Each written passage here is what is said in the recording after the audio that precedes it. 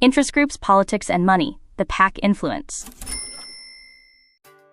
The relationship between money and politics is centered on the ability of interest groups to fund campaigns through political action committees, PACs. PACs serve as the specialized financial arm designed specifically to influence election outcomes. A PAC is the legal vehicle through which a group must register to contribute funds to a candidate's campaign.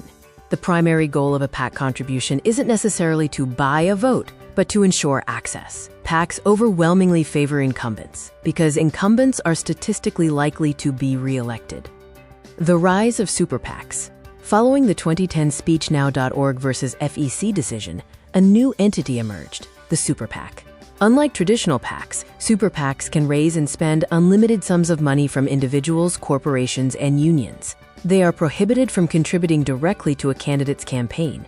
Instead, they must spend the money independently, usually on television ads.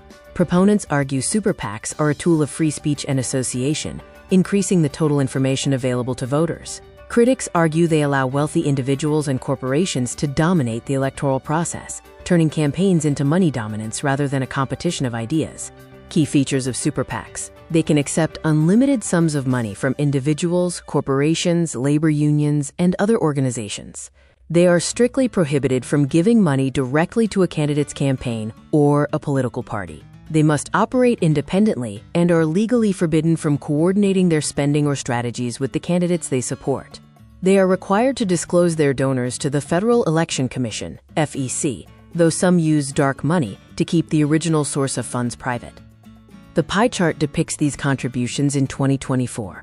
Incumbents received $2 billion, 62% of total contributions. Challengers received $445 million, 23% of total contributions. Open seats received $302 million, 15% of total contributions.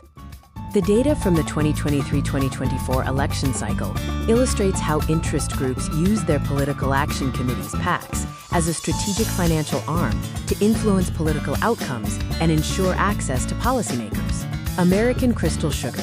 As the top contributor in the data set, $1,937,500, it maintained a nearly even split, 54% Democrat, 45% Republican. National Association of Realtors. This group also stayed neutral, with a 51% to 48% split between the two major parties. The power of incumbency. Regardless of their partisan lean, PACs overwhelmingly favor incumbents, those already holding office.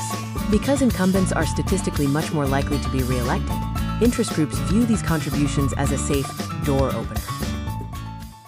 Historically, individuals used voluntary organizations to achieve goals and influence government.